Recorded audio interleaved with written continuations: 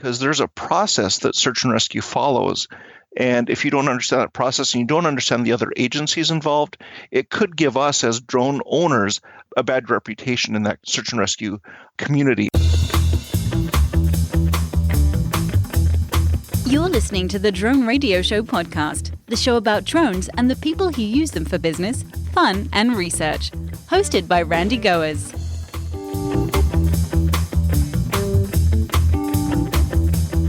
Hello, everyone. This is Randy Goers, and welcome to the Drone Radio Show podcast, episode 107. Ever wonder how you could use your drone in a search and rescue effort? Well, before you grab your UAV and rush out the door, you'll want to hear what today's guest has to say. Jay Manley is the CEO and owner of Dakota Skyhook, a commercial drone service company in Fargo, North Dakota. Jay also has a long history of search and rescue participation, including actual mission finds. He is an 18-year member of the Civil Air Patrol with the rank of Lieutenant Colonel and has over 600 hours of flying and over 150 actual mission hours. Besides flying, Jay is a certified incident commander and actively trains other members in search and rescue activities. He is a life member of the AMA and has been operating his UAS business for over a year. Jay is here to talk about Dakota Skyhook, his background in search and rescue, and the challenges and opportunities of using drones to find missing people. Before we hear from Jay, thank you for donating to my campaign on Patreon. Together with the one-time contributions, I am 74% towards my first goal. I just need a few more to put me over the top. You can join this effort and get some really cool stuff by going to patreon.com/drone radio show. And now, let's learn how to integrate drones into search and rescue operations with Jay Manley. Let's pick up the interview where I asked Jay to introduce himself. My name is Jay Manley, and I have a broad range of careers. I am a director for product management at a small software company. I am a realtor, and I'm also a business owner of a business by the name of Dakota Skyhook, where I do aerial photography and videography. Tell us about your business, Jay, Dakota Skyhook. What is it, and how did you get started? Sure, kind of an interesting thing. So I worked for Microsoft for a little over 13 years, and they decided in their infinite wisdom to move my job to Europe and said, you can either move or take a big severance. And I took the big severance. And by chance, a buddy of mine who had just made a career switch to be a realtor called me and said, hey, what are you doing for lunch today? And I said, well, nothing, because I don't have a job. He says, well, why don't you get your real estate license? And I said, well, what do I need to do? And he sent me a link and says, do this and take the test. And I called him back 10 days later, and I had my license. And he said, I told him I was done. And he goes, oh, you're done registering? And I said, no, I'm done with getting my license. And he goes, no, you're not. No one does that. But when you're unemployed, you don't have a whole lot to do other than study. So I got that done. On an aside, he's into luxury homes, and we're talking, multi-million-dollar homes, and had some really neat ones that he wanted to list, and wasn't able to get any really good pictures or video of them. And he knew I was a pilot. We've been friends for many years. And he said, hey, Jay, why don't you, he goes, I'll even buy the drone. He goes, I'll buy a drone. I just want you to go out and start taking pictures and putting movies together.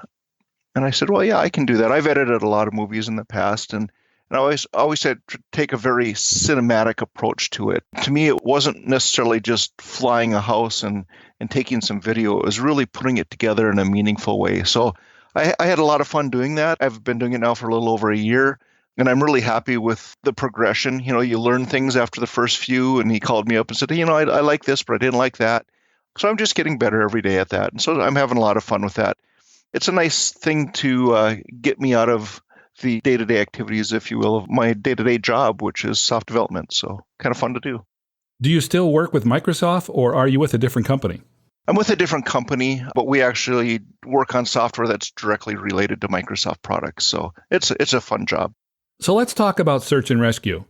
What's your background in that area? Sure. So back in 96, I decided to get my pilot's license. And, I had two young kids at home. I had a limited income at the time, and I wanted to build hours. And when I was going through my ground school at the local university here, North Dakota State University, they mentioned to me that there was a group out there that did search and rescue, and that one of the ways that I could potentially build hours is to fly with them. And it really kind of combined two things that I love, which is number one, helping people, and number two, flying.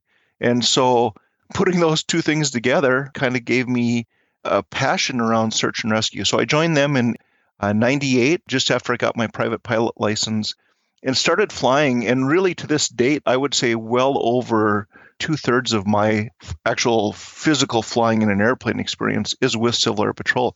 In fact, this weekend I'm going to be, if the weather holds out, I'll be flying 10 cadets in a glider. So that's really exciting. But as a part of that, Civil Air Patrol is all about search and rescue. It's one of their main missions. And so, for the last 20 years, I've been heavily involved not only preparing for search and rescues, what we call a SAREX, a search and rescue exercise, but also in the actual implementation of real activities, things like searching for missing people and looking for downed aircraft and doing assessments for flood damage and things like that. So lots of different missions, lots of different things that I've done over the last few years. And so it's really given me a passion around search and rescue. And that's one of the reasons why when I started looking at how people were talking about search and rescue, especially when I went to Interdrone last September, it really concerned me. Everyone was like, well, I bought a drone, now I can go do search and rescue. And it really concerned me because there's a process that search and rescue follows. And if you don't understand that process and you don't understand the other agencies involved, it could give us as drone owners a bad reputation in that search and rescue community. And I didn't want that to happen. So I kind of took it upon myself to try to teach people how to think about search and rescue in a better way. Going back to the search and rescue process for a moment, is there a way that you can describe the typical components to help us better understand it? Even better, I think, is the fact that there's free training and we can all do it for free because of past disasters. So FEMA took it upon themselves, and I'm going to forget how many years ago now, maybe 10. I think it was after the big Hurricane Katrina incident, where they decided that we need a unified way to create multi-entity search and rescue activities, meaning that it would span fire and police and other organizations that are out there, state and federal assets, whatever asset that they could bring to bear, they wanted to do that. So if you go out to FEMA and search for FEMA NIMS, which is NIMS, you'll see a series of courses out there. What I would recommend you do is take, and it's going to seem like a strange series of classes, but 100, 200, which makes sense, and then 700 and 800. There is a 300 and a 400 level class, but those you have to do in person. It is really good training if you can afford the week of time it takes to finish those two classes. Typically, they're done with other local agencies. I did mine with city, state, police, and various city fire departments. So for me, it was an eye-opening experience because I heard a lot of other backgrounds, that I wasn't familiar with at that point. But what it does is it gives you a basis of understanding of what all agencies understand is an incident and who's in charge. Because the last thing that I want a guy with a drone showing up, he's going to say, I have a drone and I'm in charge. You're probably the lowest guy on the totem pole in a search and rescue. You're an asset, don't get me wrong. You are definitely can be a critical part of that, but you don't want to be considered, the primary asset. That typically is another agency. If it's a search and rescue, it likely is a police department or a sheriff's department at that point in time. And typically there's an individual or a specific agency that's designated as the incident commander, right? Correct. One thing that most people don't understand is each agency can have their own incident commander, but there's typically an overarching one that everybody reports to. For instance, in Civil Air Patrol, I am an incident commander. I do have that rating. But I'm really only the incident commander for whatever's happening locally with the squadron and with the assets that I have at my fingertips.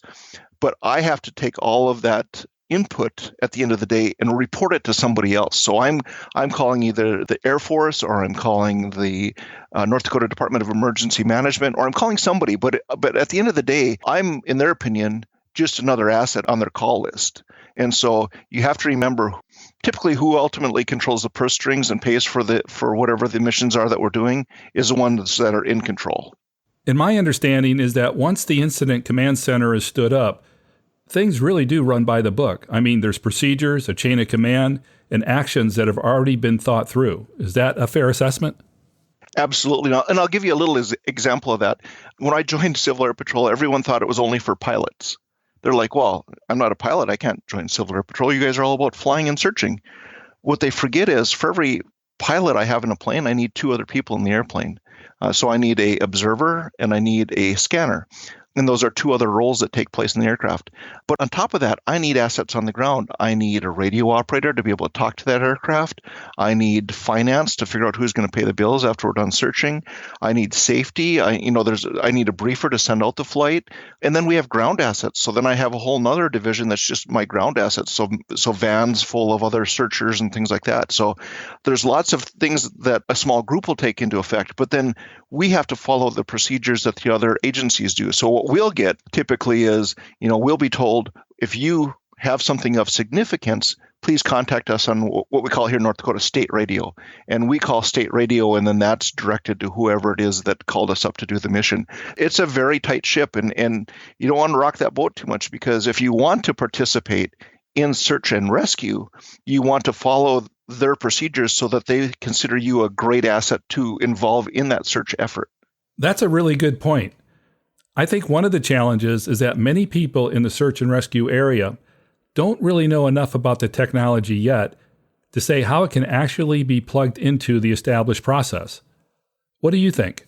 Absolutely. In fact, I've been contacted by emergency management out of California who saw some of the initial work that I've done around this training effort. And they asked basically what you just said, how do we do this? How do we implement it? Where do we get the drones? How do we do this? How do we do that? And what I really tried to instill in them is, you've already got the departments. You've already got the search and rescue people. You've got a lot of the training. You need a couple things, right? You need, number one, the hardware. That isn't hard to buy. I mean, you can go into Best Buy or whatever, local electronics store and buy a drone. But then it's really more about, how do I fly it once I have it? Do I hover over the trees? Do I search in a grid pattern? Do I just randomly, aimlessly fly around, or do I climb up really high and hope to see something?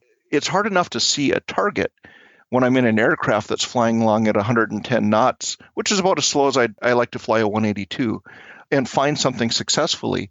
It can be even harder when you're flying a drone and you're looking at a screen and the sun's behind you and reflecting, and it's really tough to do. So, what I tell people is, get your drone, go practice flying, and try to search for something. Go out and take a old shirt and an old pair of jeans and stuff them full of leaves and try to find it and see just how difficult it is, especially in trees. It's really tough. Or in a cornfield, if you're in the Midwest. We have a lot of kids that end up wandering off into a big cornfield, and it's really tough to find them at times. So we've touched upon some of the challenges of integrating drones into search and rescue. What are some of the benefits? I think there's some really cool things. So one that I like to call to mind is, we've seen it already in several successful search and rescue efforts, where the drone itself has enticed people that otherwise wouldn't react. And what I mean by that is, young kids will tend to hide from searchers. Also, the mentally challenged will sometimes have an issue where they will also hide.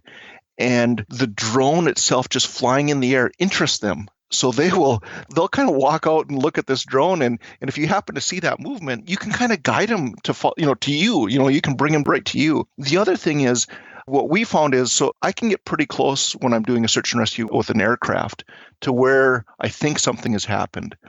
But it really takes boots on the ground to get that what I call the last mile. And so where I think drones are very important is, in North Dakota here, we're a farm state. We have lots of fields and lots of rows of trees. And it might have rained an inch the night before, and that the mud here is super sticky. It's a really weird, sticky mud. And it's hard to walk through. Much better for me to stand on a gravel road, send up a drone, fly out that 3/4 of a mile, all within, it's not beyond line of sight. We can see the drone the whole way. See if I see anything out there, and then fly it back. Nobody has to get stuck in the mud. Nobody has to fall down, slip, twist an ankle, or anything like that. So that's North Dakota. Now, it's even different in California. When I talk to those folks, they're saying, we have a lot of cliffs. We have a lot of ledges. And we just want to get an asset over the ridge and look back into that ridge line to see if we see anybody that's slipped off a trail and fallen down a couple hundred feet. And so all of a sudden there you have a whole different application that's really cool and would work really well. And that doesn't even count what they're doing now with FLIR cameras. I've seen some really neat things coming, from FLIR and hooking them up to different drones, and then the ability that those have to find missing people or whatever happens to be missing. Cars are big here. In the winter, we have elderly people that get in cars and then get stuck out in the middle of the country in a ditch when they're going to go visit some friend of theirs. And we go search for these vehicles. Well, how much of a benefit is it to just throw up a drone at night and be able to see 2 or 3 miles, because around here it's flat, and be able to see someone really quickly with a FLIR camera? I mean, it's a great asset. Is anyone trying to demonstrate how best to use drones in these situations? Well, there are quite a few governmental agencies that are doing that right now. Like I mentioned, California, they're very active in deploying them statewide. The talks I've had with them is very telling that it's really the direction. Right, but you're very correct what you said earlier, where people don't necessarily understand the benefit of them yet. So they're not quite sure how to implement a drone program. So because of that, you're seeing this initial hesitation. It's really no different than Civil Air Patrol. When Civil Air Patrol was brought onto the scene, it really took 10, 15 years to be fully implemented in search and rescue efforts across the country. And now we're used fairly heavily. It's the same thing now with drones. Drones are fairly new. People don't understand how they can best use them. But you're seeing fire departments, for instance, using them for heat detection. You're seeing state governments using them for looking at disaster areas and getting to them very quickly. I know they were used out in California when that dam failed earlier this year. And then you're seeing private groups as well. So there's a group called Swarm, which I'm aware of. And Swarm is a bunch of volunteers, much like Civil Air Patrol, but these are based on using drones for search and rescue efforts. Now, I wish Swarm would be more proactive with their training. Right now, I think that they're a little bit disjointed because it's just people like me sitting in my basement saying, I own a drone and I want to go fly. But I think that there's a big opportunity where Swarm could grow into something very important to all of our communities. When you say training, what kind of training do you think is needed? Training on flying a drone or training on the search and rescue operations or the methods? Really, one of the things that I learned in Civil Air Patrol was you fly and you fly and you fly hundreds of hours to figure out how to fly that one mission to find that one person one time. I think I was a member of Civil Air Patrol for 12 years before I had my first find. And I flew all these training missions and never got called up.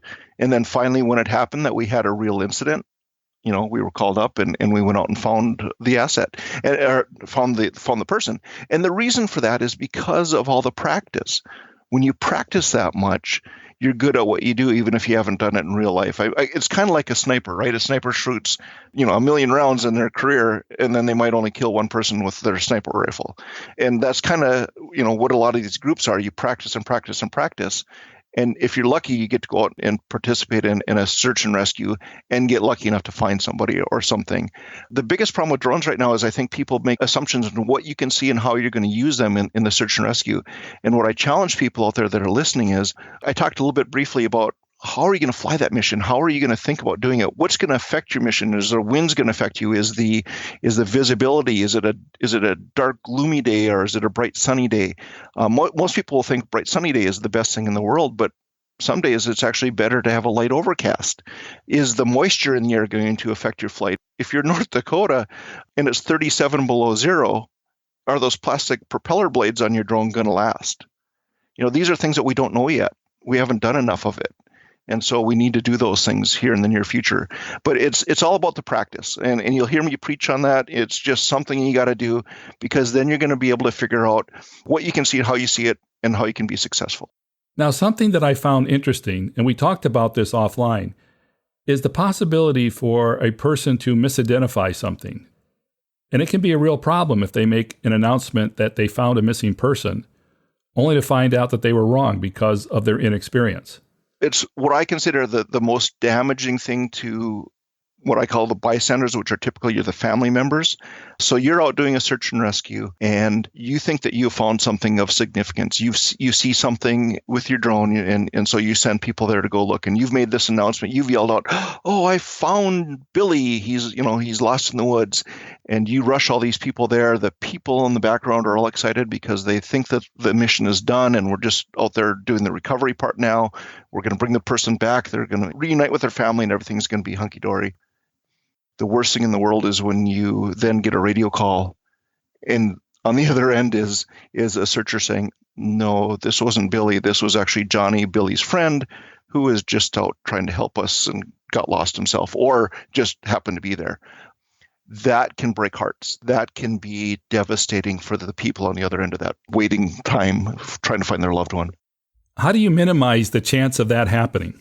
We use code words typically. So we'll decide at the beginning of the mission some kind of code word or code phrase, and we'll try to work it in. So, for instance, one that we often, every group can have a different one, so it's not like it's a secret, but we'll use the word pizza because pizza and search and rescue don't really go too hand in hand. So we'll say something like, I'll make a call on the radio, hey, Jimmy, what about going out for pizza tonight? And that'll be a clue that Jimmy should know that I think I saw something and we need to go search more intently for our target there. What are some of the things that an organization can do to successfully integrate search and rescue drones into their operation? If they're not already doing search and rescue activities, like I mentioned earlier, I would strongly recommend the FEMA NIMS classes that I talked about earlier.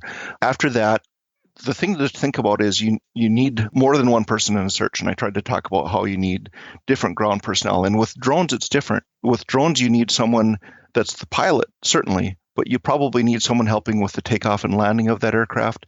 You need people that are your visual observers. I would certainly want someone along that was my radio operator that could talk. They might have multiple radios. They might have one on aircraft frequencies in case there is a low flying aircraft. They might want one for different emergency services groups that are in the area, and maybe even a CB. But, they're my radio operator, and I stand away from them because, I don't want their radio interfering with my drone activity. But then I need people to document things. So I always like to have people along that can write notes down. So when I'm flying, I like to be able to call things out. Hey, I'm at this position. I think I see, a dot here, or there's something unusual here, because I can't remember 3 or 4 of those. I might remember one, but if I'm going to continue on flying, I can't remember 3 or 4. So I like to think about how I'm going to remember this stuff, and my crew helps me do that. So I always talk about crew resource management, which is a term from, of course, flying, but I've brought it into even doing drone work. Then from there, it's really drone practice. Get it up there, go throw stuff out in different places and try to find it, see where your problems are, work on those activities, because when you can figure out how to best find things, when you're needed, you're going to find them much quicker. We hear stories of people finding things with drones in 3, 4, 5 minutes. Great, but let's document on how that happened and why that happened so that we can all benefit from it. Something that we don't really have right now that I really wish we had is some kind of clearinghouse, some way of understanding how drone search and rescues are working for people right now. And then finally, really, it's really about getting yourself known in your community. You want to make sure that you're up to snuff on regulations. Do you have a certificate of authorization or your 107? And if you have a 107 only, can you fly that whole mission under the terms of your 107? If you're a public entity, you have some other things you have to worry about because the aircraft might be considered a public aircraft, which then changes the rules. And I'll leave that up to those agencies to figure those things out. And of course, the airspace rules don't change just because there's a missing person. Drone operators still have to be aware of where they can fly and where they cannot fly. Let me give you an example. So we have a missing person here in Fargo that is reportedly had gone into the river a couple days ago, and they're doing water search and rescue for him right now. Part of the city is in Class E airspace, or part of the river, I should say, sorry. Part of the river's in Class E airspace, and part of the river's in Class D airspace. And it goes right near the airport. It also goes right next to the hospital that has a helipad on top of it. And so I would love to go fly drones in those areas to help with the search and rescue. But I'll be honest, I don't have the ability to fly in some of those areas. I do have some of it, but not all of it, because I do have some COAs in place, but I don't have that whole area. And that's what you have to remember is, let's say that I'm in Minneapolis, for instance, or Miami. There's areas that I just can't fly in right now. I mean, that's Class B airspace. That's one of the hardest airspaces to get clearance for. Yeah, they definitely have to recognize their limits. Certainly, and in fact, even when I'm in a manned aircraft, I have to abide by those same limitations. There's times when we had a flood here a couple of years ago in Fargo, North Dakota, that was really horrendous. And we were trying to take pictures and do some analysis. And there was an area that I just simply could not fly because it was too close to the airport. I could fly it at a very high altitude, but that didn't get me the information that I needed, and I couldn't fly it low enough. And even though it was an emergency situation, even though parts of the city were blocked off, I couldn't get low enough, and that's just what I had to live with. Now, you've created a search and rescue class for drone operators. Give us some background and tell us, why did you decide to do this? When I looked at flying a drone on a regular basis, I always like to get a little bit of training. So I did a lot of online research into different classes that were out there. And there was one out there called Chopper Drone University, and they had some really good training on how to take a cinematic approach to doing aerial work with a drone. And Chris there is really well known in the drone community as well as in the movie industry. He's flown for a lot of the bigwigs out there. He's, when you take a look at IMAX movies that are shot with a drone, he probably did a big part of it. And so I was really fortunate in when I went to Interdrone that he decided to show up there, and he and I really hit it off. And we started talking about what's the future of drones. And I said, well, what I see is the big one, from my opinion, is search and rescue. And as it happened, there was a drone company there that was creating a drone that could land on water to bring out a rescue ring. There were other drones that were out there to do different things for search and rescue, but they really didn't have any of the logistics behind it. It was just a drone for this operation. And I said, boy, I looked around and I went to the search and rescue classes at that event, and they all talked about putting lights on their drones and doing this and that, but no one talked about the actual process. And so I saw an area that was missing, and I said to Chris, why don't I just create a class and create some content for it? And so he asked me to do that. So if you search on Chopper Drone University, go out to that site, you'll see that one of the courses that's offered, and it's free, is a search and rescue class by myself. I've been a little bit behind in getting new content uploaded. I do have some of it done, and it's actually sitting on my laptop. But there are quite a few sessions out there right now, and they talk about some of the beginning processes of what to think about and how to incorporate proper search and rescue mentality with your drone searching. Is the class oriented more to the individual pilot who's interested in search and rescue, or to leaders that are interested in building a search and rescue capacity, or both? It's kind of both. So, there's a lot there for the individual because, like I said, a lot of people go, oh, I bought a drone. I should go do search and rescue with it. So there's always the warnings and protections there, right? You have to tell them, hey, look, if you're going to do this, here's the things you got to think about. But on the other side, there's things that are needed by any organization. So like the NIMS class I talked about earlier, or how to think about approaching it with a drone, which is different than, for instance, the way that I've been flying missions for the last 20 years in an aircraft, because all of a sudden now I can hover. I couldn't do that before. I was flying 110 knots, and that's as slow as I could get. Now all of a sudden I can fly over one particular spot, hover, and look down and see what's going on there. How do you think drones will end up being used? Will they migrate to a separate function within an organization? Or will they be used in tandem with other assets, perhaps as an extension to the craft that you fly? It all depends on the search, right? I mean, a lot of the searches we've done in the past have been for missing aircraft, where we had huge areas to search. I know a few years ago we searched probably about 10,000 square miles. I mean, it took 5 weeks.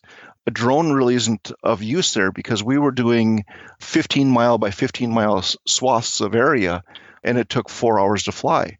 A drone can't stay up that long. But what I see it as is when I'm flying that mission and I see something on the ground that's of interest, I would love to be able to guide a ground team in there and then have them jump out of their van, put the drone in the air, get it over to that spot and tell me if it was just something random, a fluke, or if there was actually something more, and then they go do the deeper search. But at least at that point, we have clarification of what we saw.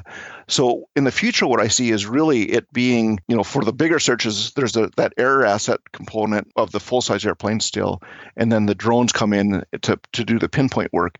But when I take a look at some of the missing people searches that we've used that aren't as efficient, for instance, if we're flying over 1 square mile, we know a child is in a field, and we're flying over it with an airplane. That's a very dangerous flight, and it's a very poor way to search. Much easier, safer, and better to be out there with a 2 or 3 pound drone flying over that field at 30 or 40 feet, if it's a cornfield, for instance, looking for someone that's in that field. Much safer, much better for everyone, and probably will have a better outcome. That's interesting. Now, is there anything that we missed that we should talk about?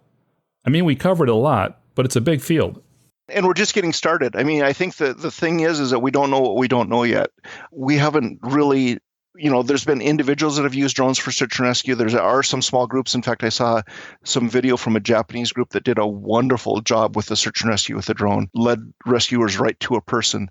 So I've seen these one-off search and rescues. What I haven't seen is an organized effort to really have both the background in search and rescue and then the implementation of drones within those programs. So I think you're going to see this ever expand in the future. I think that as drone prices come down, the quality of the cameras go up, the quality or the amount of time they can fly goes up, and the better that we understand how to use them, you're going to see them used much more in search and rescue. Not only that, but disaster relief. I mean, things like damage assessments and understanding, changes to the environment. When we talk about the erosion of beaches or the destruction of a certain type of ground or, wetlands or things like that, drones can be a huge asset in those areas. And those are activities that kind of fall within some of the realms of things that I've done in the past with Civil Air Patrol, but really some of these are so localized that they're much better suited for drones. So I think we're going to see a huge upswing in their use as soon as people start to internalize them into their programs. So what I would recommend is if you're interested in this, go to your city, state, and local governments and support them in their drone purchase programs, and then go in there and try to figure out how to participate with them, especially rural areas. Typically, they can't afford this. So if you can go in there and say, I have a drone that does have a FLIR capability and I can go up and fly when you have a fire and help guide you to hotspots. I don't think a rural fire department anywhere is going to not call you as soon as they have a fire. You're going to be on their hot list.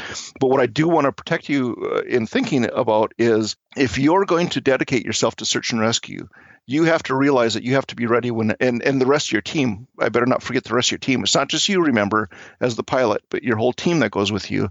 You better be ready to go, whether it's the middle of your workday. You get called up at 3:00 in the afternoon on a Wednesday and you have an important meeting to go to, but it's a search and rescue. Sometimes you have to go on that search and rescue. If it's Saturday afternoon and you're at the lake and just getting the boat out and ready to go fishing and you get a call, you probably have to do the search and rescue rather than go fishing that day. And that's where I tend to see it fall apart. Everyone gets excited about it until it's time to actually do the real thing. And then they're like, I don't really have time for this. Yeah, they're interested when it's convenient. But a lot of times these things don't happen when it is convenient.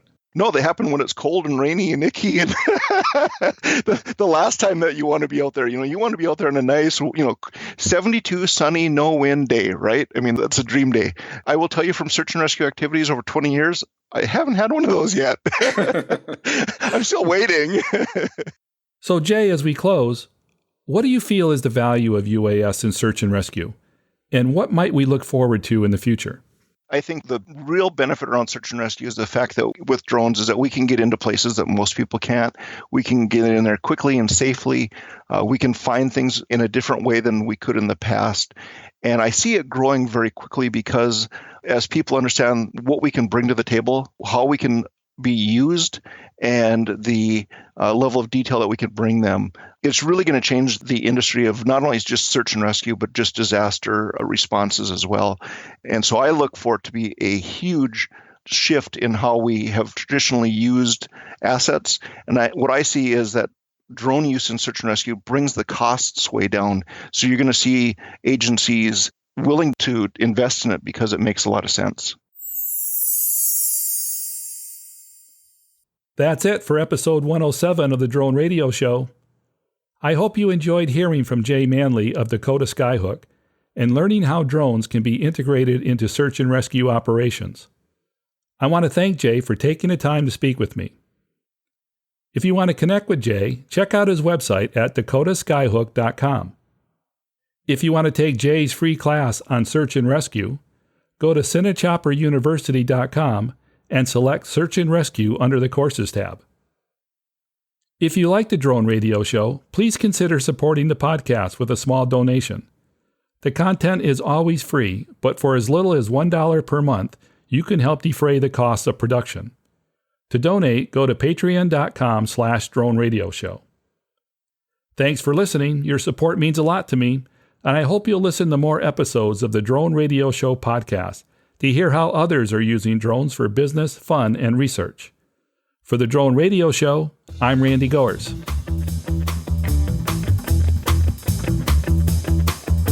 This has been the Drone Radio Show podcast. More information on today's show can be found on our website at www.droneradioshow.com.